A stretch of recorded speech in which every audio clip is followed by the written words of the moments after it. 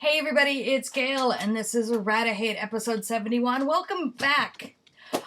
Before I jump into it, I want to say a quick thank you for everyone's extra patience that had to get tacked on last week after I came down with the crud. There are apparently two flus going around this year. One you can be vaccinated for, the other one you cannot, and I think I got the second one. Or at least it was just a wicked virus. But I'm feeling much better now. My office is still a bit of a shamble, but we're getting there. But for episode 71, I wanted to come back, since I'm still working on this neck thing, different neck thing, and I thought it would be really fun to kind of restart all of Errata-Hate by going back to what is kind of a modern classic in crochet circles now, and that would be Stitch and Bitch Crochet the Happy Hooker. So, if you've only heard of this book or you've never seen this book, because it was first published in 2006, so some of you watching this are like, maybe 14 or 15, I don't fucking know. Like, I don't know how old you are, I don't ask. This was a big game changer for me, particularly when it came to crochet. I had started crocheting again on a regular basis a couple of years before, and the original Stitch and Bitch book, which was a knitting book, had hit and been this huge hit. And then they put out a crochet version. And I actually bought the knit version, planning to learn to knit. Never really picked it up. Like, I tried and it never stuck. And then I got this and I adored it. And this is a book that is literally about half instructions and half patterns. And I really like the instructions in this book. I learned a number of techniques from the instructions in this book. And I can't say particularly what makes the instructions more memorable to me than from other stuff I had looked at, but I think it has a lot to do with the fact that, like, it was the first crochet book that looked modern to me. You know, there's, like, pops of color, and there's, like, you know, stuff. There's illustrations that kind of pop out from the design of the page and all this kind of stuff. And it was also going into stuff that other books didn't generally go into. Most books will show you the stitches you need. But this went into, like, this taught the Afghan stitch, which is Tunisian. This taught some seaming. This explained how to read a pattern, how to read a chart. Yes, and of course we know I love charts. Everyone drink. It explained how to make images, how to do color changes, but it also showed, like, very particular techniques. Like, there's, I mean, you know, granny square is pretty common, and then there's, whoop, there we go. And then there's the spike stitch. Whoop, wrong hand. There we go. Which I'd never seen explained before in a book. I didn't have an interest at the time in stitch libraries, and so I didn't have a book that had a lot of these. Like, there's post stitches, there's fishnet stitch, which I call diamond mesh, picot stitch, so just a lot of things that have become a major part of my wheelhouse now started out coming from Happy Hooker. But this book is 14 years old. 15? 14. Math. So this book, you know, it's been a long time since this book came out, and it's still on my shelf. Like, it's stayed on my shelf all these years. It was briefly not on my shelf because I gave my copy to my best friend thinking, oh, I'm not going to need it anymore, and then 2 months later I bought it again. But I thought it would be fun, you know, the front part with all the explanations are great, but I thought it would be fun to kind of go back and look at the patterns and see how the patterns themselves have aged. So I flipped through it already. I've had some thoughts. And we're just going to start at the top here. I'm going to show you each one, kind of talk about it. So the first pattern you get is this garden scarf. And this was never really my style. I like my scarves to be very warm and very bulky, generally. But I think it's still a really cute, fun design. And I love this color palette still. I think this color palette is still great. And so I think this is like a piece that, you know, you can really have a lot of fun with. It brings in sort of a retro vibe with the motifs. But it's also just easy to wear, easy to add to things.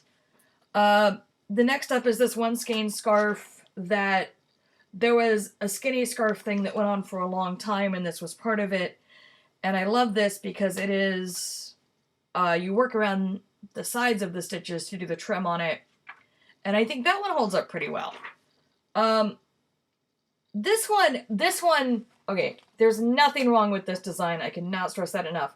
But this looks so much like 2006 to me, and it might partially be the styling on the model, but just also the different sized stripes on the scarf, the color palette, the fact that it's also noted that it can be a scarf, a belt, or a guitar strap, and like that just has real guitar strap energy to me.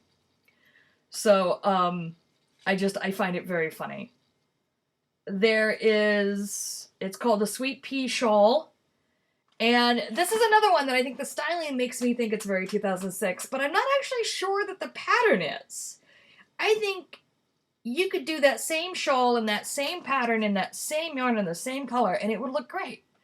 But there's a lot of satin. Satin was a big thing you did to yourself in 2006. There's just a lot of satin. And so my brain just goes there. Speaking of satin, I made this. This is the first thing I ever made out of this book. I bought the actual yarn you're supposed to make it with, which is a Plymouth yarn.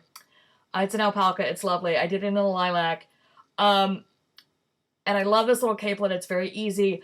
But like this style skirt, this satin skirt with a little bit of give to it very much of the time. But this is such a beautifully classic sort of capelet. So if you're a capelet person, and I encourage more of you to be capelet people, it's a good place to start. It's a very cozy yarn. It's very soft, and it's a small project. So pretty much instant gratification. So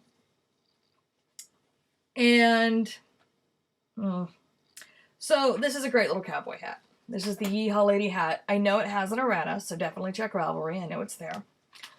I actually have kind of a secondary feeling to it, which is that it was designed by Dot Matthews. And Dot Matthews was an older woman on oxygen who was in a lot of the same places online in crochet with me back in the early aughts. And she was a lovely, warm, sweet person. One of her most loved patterns was an ugly but warm hat where you just took 2 strands of yarn from whatever yarn you had that was the same size, and you made this hat. And it was super warm, but it like the idea was to just use whatever colors you had. Just embrace the ugly. And I remember that just being a huge hit. I remember going to her patterns time and again for stuff. And she passed away a few years ago, and there was actually work done by everyone at the Crochetville forum, which I believe is still up and running. I haven't been there in years, but I want to say I looked it up within the last year, and it's still chugging along.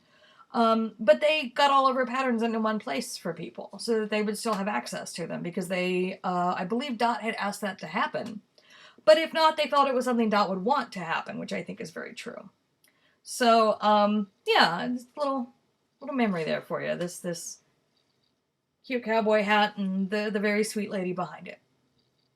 So moving on, we have the PDA, which is, you can see it better. I like this photo. It's a little ear flap hat. It's got little snaps. It's got little, it's got spaces in it to kind of give it a funky look. This is a hat I remember when I looked at it, I thought I would never wear that. I would never wear this hat. And I look at it now, I'm like, I need 4. I need one for me. I need one for my best friend. I need one for like 3 other people. I need 2 more for me. So I need 4, because 3 of them are for me. 1 is for my best friend. The others are wherever. And that's also the fun of kind of going back and looking back at something that maybe you've had a while. Maybe there's something now you're like, oh, I could do that. This is called the Anarchy Irony hat, and this is so of its time. It just is. it's a lovely looking hat. The shape looks great. I like the stitching on the Anarchy A, but it is very much an of its time sort of thing. And it cracks me up. Oh, this is fun. So this is the boy beanie. And if you go all the way back to episode 6, I did a pattern review for the shorty beanie, which is the updated version of this pattern. I love this pattern. It's very easy. The hat comes together very quickly. I've loved it since I saw it. The first time I ever made a hat from this pattern, I made it for my brother, one of my brothers. And I thought, oh, it looks like it might be a little small, but I think it'll be okay. Like, it might actually be a little short on him, but it is meant to be a shorter beanie. It did not fit on his head. We're a big-headed family. I'm not, but they are. They get it from Dad. This was never my style. This will never be my style. This just... no. It is felted, so that's fun. I think that there are people who could still make this work. That colorway, that blue, green, purple colorway is very of the time. In fact, I have a tattoo from 2001 that is in this basic colorway, and no, you cannot see it. And yes, it is a dolphin.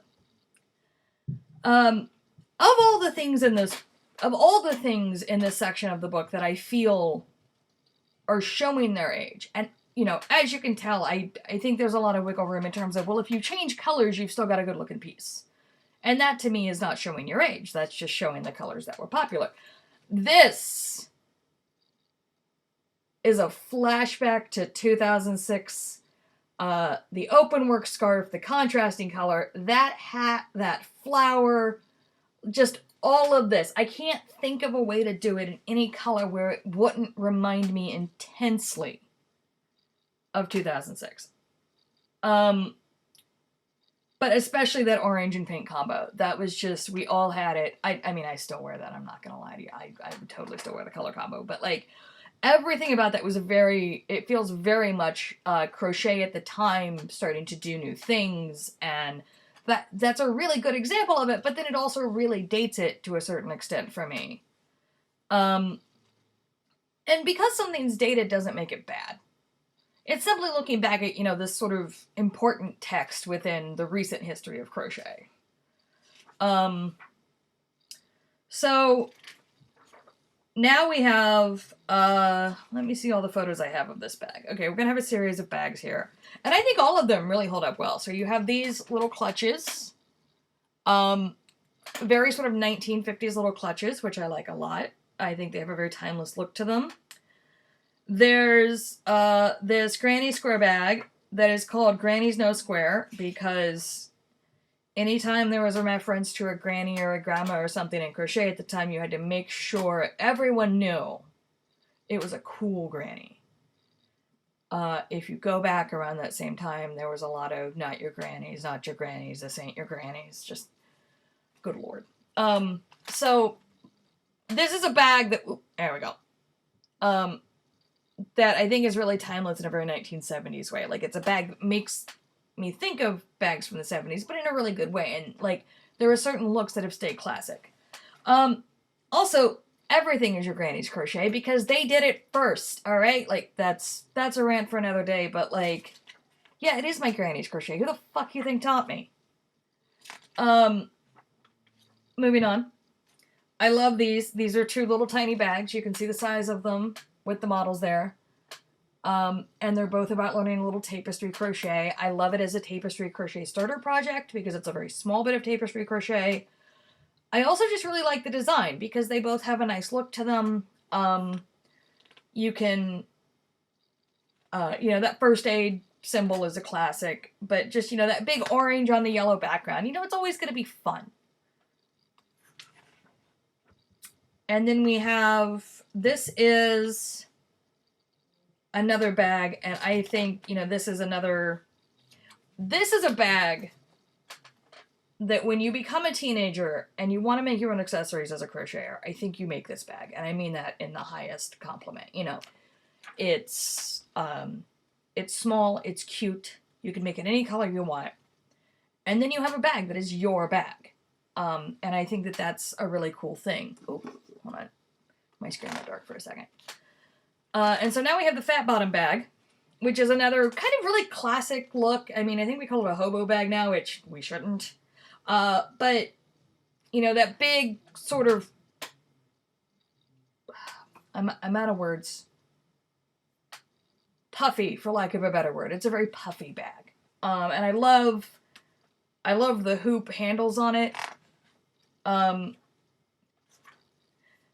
This is also very 2006. The extra sexy tank top with the super short denim mini skirt and the big belt. Like, that's very of the time.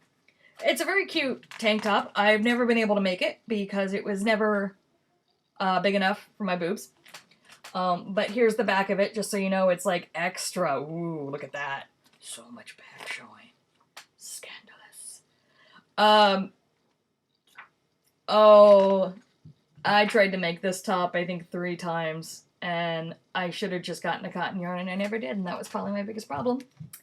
I could make it now, because it's a very classic sort of romantic style, and I love the little ribbon detail. I've stolen that for a number of projects.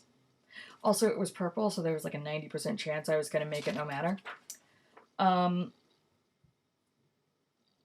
Oh, look at this. So much satin. We're back to satin. But I love this little jacket.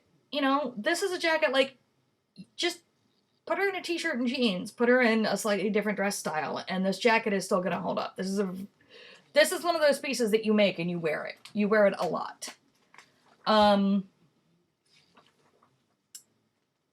Let me see, where are we?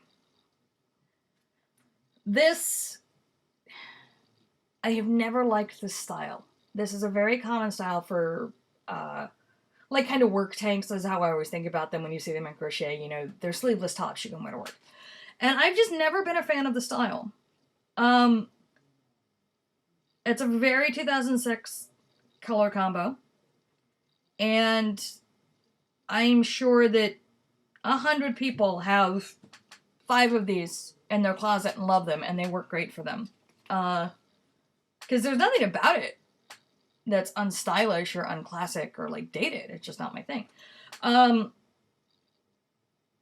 gonna need a vote on this one, because I can't actually tell if this is of the time or not.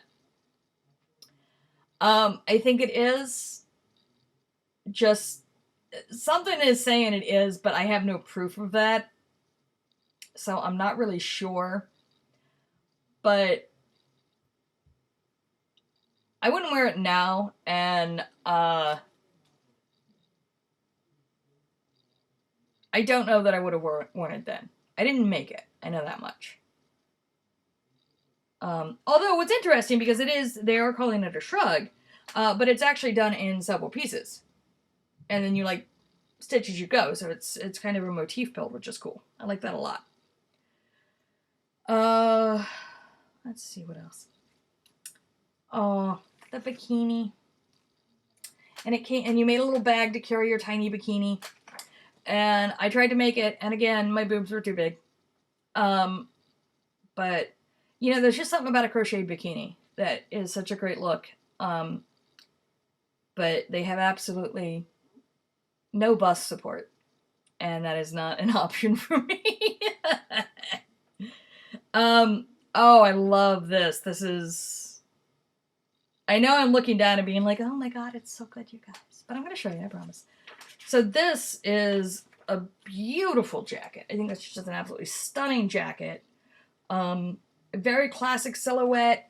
That 3/4 sleeve is very classic as well. I love the little pocket flaps. I believe this is the beginning of a run of cute jackets. Oh, wait, we have a sweater first. So this is a fun pirate sweater. And this is something I think you could do today and just have fun with it. Like, I don't think there's anything in this that is showing its age. Although there are a lot of skulls. Well, a lot. There's like 2 or 3 things with skulls on them in this. And skulls are a big thing in 2006. I don't know why. I don't know if we all just saw too much Hamlet or something. Had I seen Hamlet in 2006? I don't remember. I remember the first time I saw Hamlet. I was like, will they just please finish dyeing? Like, that was my review of Hamlet. This is a fun sweater. It's no seams. All of the shaping is done by switching stitches, so there are no decreases. I don't think there are increases either. Let me see.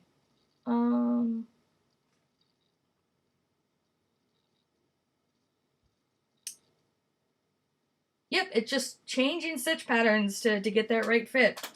This was another one that I tried years ago and never did pull off, so definitely would do it now. I like the shape of it. I love the use of stitch patterns to change the sizing on things.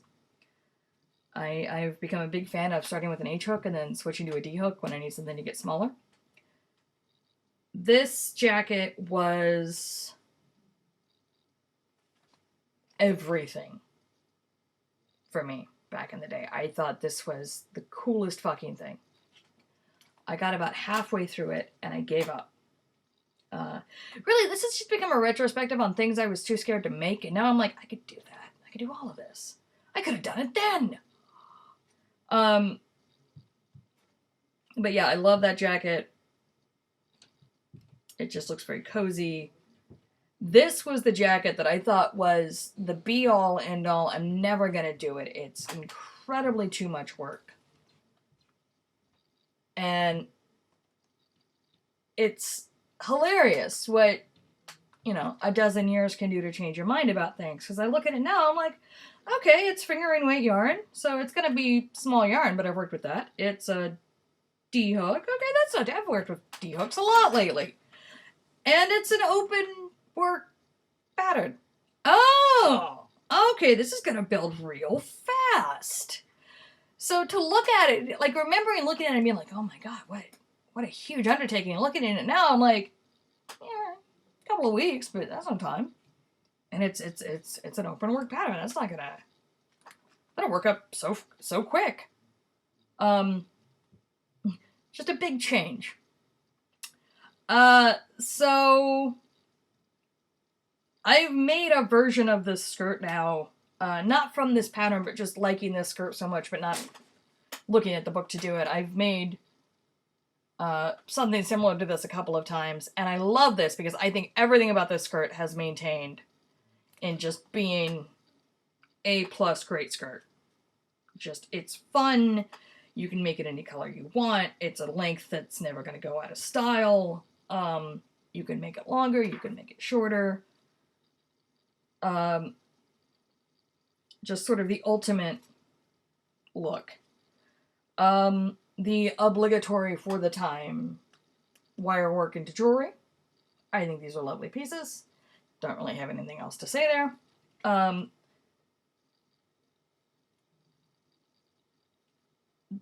This ruffled corset belt, I don't even know that it was of the time. It just was odd to me. But I look at it now and I think about people who do steampunk and who like do, you know, Victorian wear in general. And I can see a lot more uses for it now than I could. As like an everyday piece, never would have been my thing. But, you know, I think now on just a few different people I could imagine working it. I will say it is made in wool, specifically brown sheep lamb's pride wool, and that just seems like it's going to get very, very warm around your midsection very quickly. I mean, these are classic bunny slippers. How do you say no to that? Those are fantastic. Those are super fucking cute. Are they felted is the question. Does not appear that they are felted. Looks like they're just fuzzy yarn. And I mean, bunny slippers, come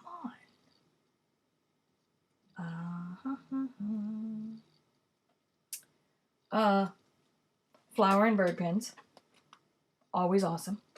We know how I feel about a good flower pin. I think we know I love them. I have made tons of them. Love a good flower pin. You can never go wrong with a nice little pin. I love, they're sort of a takeoff on driving gloves, and they're just cool little wrist warmers. And this was something else I didn't make back in the day, because it was it was fingering weight yarn. And I was like, my God, that's impossible. It's so tiny. And now I'm like, yeah, that's a weekend project. Let's do it. But I love the open work stitch. I also love, because this was kind of when wrist warmers became a thing, where people were making their own and you were seeing them more often. You know, you didn't. And wrist warmers have really sort of gained popularity as touchscreens have become more and more a thing on phones. And so I love that wrist warmers aren't like a fad anymore. You just have 9 pairs of them because you want to be able to like look up directions on your phone in the winter. These are very cute. Crochet stuffed animals are never out of style. They're always fucking adorable. Those are fucking adorable. And, speaking of skulls, so they're pot holders, and they have little skull motifs. And it cracks me up because this was kind of the beginning point of like, you're an adult. You can do whatever the fuck you want in your own house. Like, as an idea of, like, you don't have to have the prim and proper kitchen. You don't have to have everything, you know, sort of perfectly put together. You can sort of just do your own thing. And it's possible other people grew up knowing that. Where I grew up in the South, there's a certain way that you do things and a certain way you handle things. And, you know, funky fun stuff in the kitchen was not really a thing you did. I've definitely done it now. Don't worry about that. But like, I look at these and that's what I see is this kind of this first like, ooh, you could have skulls in your kitchen. Wouldn't that be neat? I love this doormat. I think it's super cute. It's got a great little retro vibe to it that I'm very much into. I think it's all, it's just jute. So it's just made of twine and a little bit of nylon for some of the flowers. So something that is going to clean really easy too. So I love to see when they think about stuff like that in patterns. Okay, here we go. I think these last two, oh no, there's a very last, okay, so there are 4 patterns left. I'm actually going to show you the last 2 before I show you the 2 I'm just looking at, because the 2 that I'm looking at are hilariously dated for different reasons. So skipping ahead to, this is a sock monkey set that you can do for a tiny human, or a bigger human, depending on your humans. And I remember the sock monkey had a huge resurgence about this time, but they've always sort of been a classic thing for kids, you know, the sock monkey. And then, the other thing in here, it's just this very cute hat and blanket for a kiddo, you know.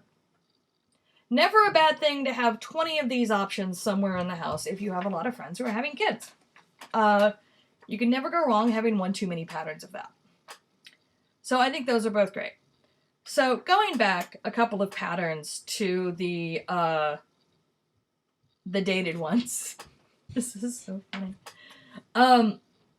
So before we did everything on our phones, iPods have it, and they were a huge fucking deal. You could carry all of your music on this little device. And Stitch and Bitch had little iPod cozies that you could make to keep your iPod safe. And this is what it looked like on the first generation iPod on the front with your little screen. And I had completely forgotten these were in here, and I had a good laugh when I was flipping back through the book because, you know, it was such a watershed moment in technology. And to look at it now and be like, oh, look how cute that is. Can you believe we used to have our music away from our phones?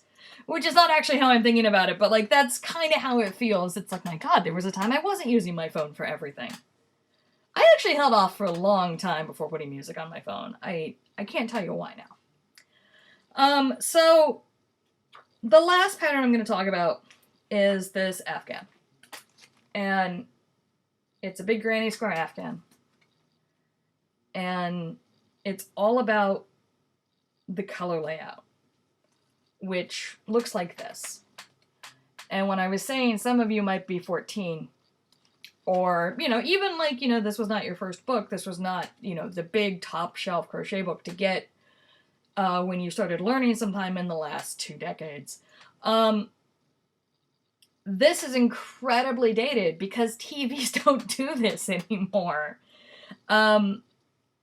Digital signal, you either have a signal or you don't have a signal. So your TV is either showing you a picture or it's showing you nothing.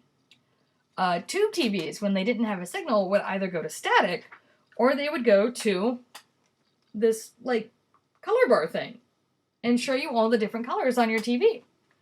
And that's how you would know that, a station was out, or maybe a station was off the air, or, maybe you forgot to pay the cable bill, was you would just get that striped pattern on the TV.